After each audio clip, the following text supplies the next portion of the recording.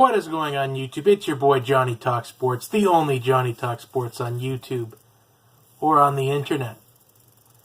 Today we are going to talk about the Josh Rosen comments that were announced today.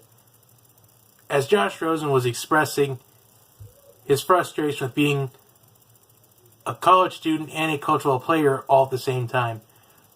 And today I'm going to give my opinion whether I feel like the comments were agreeable or disagreeable. And let's start off with when he first said football and school just don't go together. They just don't. I could see where he has that point, especially what he says describing it, where he says it's like having two full-time jobs. I could honestly see that, and here's why. With Josh Rosen, he's a lock to be a first-round pick next year, possibly even a top 5 or top 10 pick.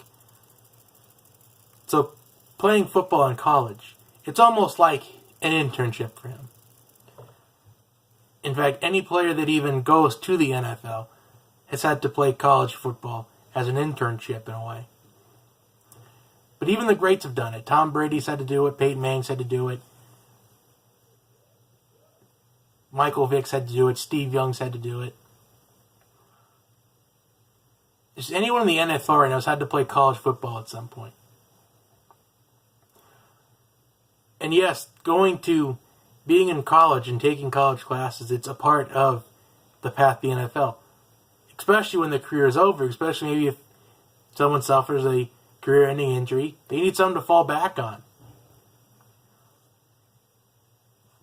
So the rule is, to declare for the NFL draft early, you have to be 3 years out of high school.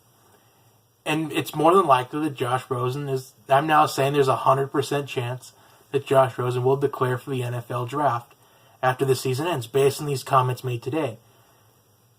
Because honestly, it's honestly maybe college sports and schooling don't go together.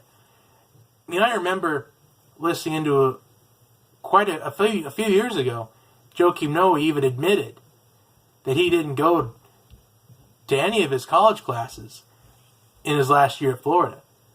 Because honestly, when you have players that know they're going to the next level, they're going to the professionals, they're going to make money anyway. And they're set for life in a way. So basically, there are a lot of athletes that aren't as disciplined as they were back in high school.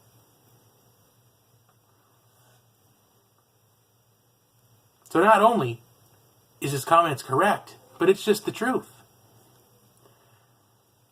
And then he also said that if Alabama raised their SAT requirements, he said, let's just experiment it. He's almost saying, like, let's just have an experiment. If Alabama raised their SAT requirements, what kind of team would they be? Now, I'm not a fan of Alabama at all. In fact, I despise Alabama. But I honestly don't think that's the reason why they're good. I think they're just good because of Nick Saban. But even if they're only good because of this whole thing that he's saying, it just shouldn't really matter. Because honestly, some schools have lower standards than other schools, and some schools have higher standards than other schools do. Like, for example, maybe definitely the Pac-12 probably has, like, Pac-12 universities have higher standards for student athletes than, say, the SEC. Like Alabama in football or Kentucky in basketball. Those schools could probably hold a lower standard than probably UCLA basketball and Stanford football.